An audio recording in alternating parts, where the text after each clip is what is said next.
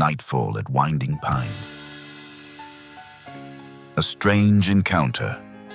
Officer Donnelly had patrolled the night shift for over 20 years.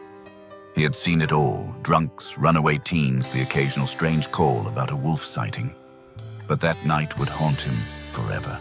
A beat-up Toyota Camry was flying down the mountain road, easily double the speed limit.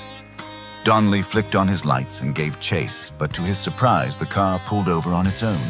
Inside were two people, a man driving, and a woman in the passenger seat, drenched in sweat, eyes wide with fear. "License and registration," Donnelly said firmly. The driver fumbled nervously, opening the glove box, dropping papers everywhere, then froze like a deer in headlights.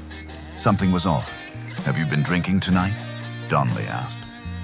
They exchanged a glance before shaking their heads. No alcohol on their breath. Their documents were in order. Everything checked out. But when Donnelly returned from the patrol car after running the plates, he found them visibly worse, trembling, convulsing, as if waiting for death itself. "Please," the driver whispered, barely audible.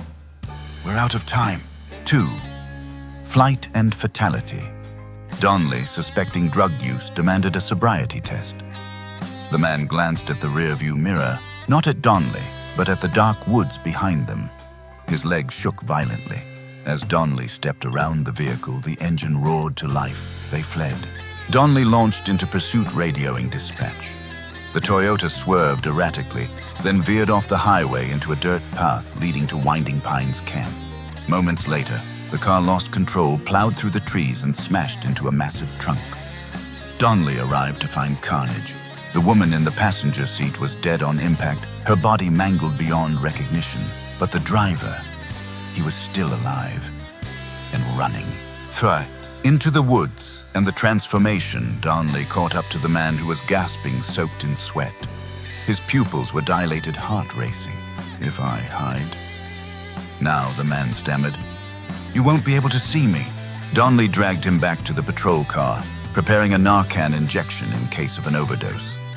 But then a strange sound echoed from behind the vehicle. The man began to seize. His muscles bulged, skin split open, thick hair burst from his body. His jaw cracked and lengthened. Fangs. Before Donnelly could react, the thing tore the car door off its hinges and vanished into the woods, heading straight for the children's camp. 4. The alarm. Donnelly radioed for emergency backup. No choppers. Reinforcements were an hour away. He couldn't wait. Storming into the camp alone, he reached the security shack and banged on the door. The guard, an older man named Lenny, agreed to help. Armed and alert, they moved into the heart of the camp. 6 cabins, each split into 2 rooms, one for kids, one for counselors. They quietly began waking each group, ushering children onto a bus parked nearby. Swift, quiet, methodical. V, the claws in the night. At the 4th cabin, claw marks scraped across the door. Donnelly kicked it open and saw the creature hanging upside down from the ceiling, staring silently at a sleeping girl below. He fired. The bullet tore through its shoulder. It screamed, dropped down, and charged. It smashed Lenny aside, destroyed Donnelly's gun, and bolted out the cabin. Donnelly called out, "Evacuate to the bus." Now, a scream echoed from the far end of the camp, but he couldn't split up. He had to protect the group he had. 6. Attack on the bus. The bus started. Donnelly followed in a separate vehicle, rifle in hand. Through the windshield, he saw it, the creature wounded arm dragging, sprinting alongside the moving bus. Then it leapt. A massive thud shook the bus as it landed on the roof. A claw pierced through the ceiling, impaling the driver. The wheel jerked. The bus flipped sideways, rolling down the embankment, stopping just short of the cliff's edge. 7. The final fight. Donnelly, bruised and bleeding, crawled out of the wreckage. He spotted the emergency axe near the front. Dragging himself through shattered glass, he reached the beast still gripping the roof. With every last ounce of strength, he swung. 1 hit. 2, and then the axe severed its arm. It howled, lost its grip, and plummeted into the darkness below.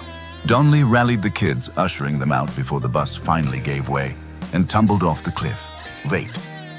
The unsettling end. Rescuers arrived. Donnelly was wounded but alive. A paramedic asked, "Where's the first victim?" "The one from the crash." They returned to the original scene, but there was nothing. No body, no bones, no clothing, just dried blood on the bark of a tree. Donnelly stood frozen dread sinking in. Was that the only one?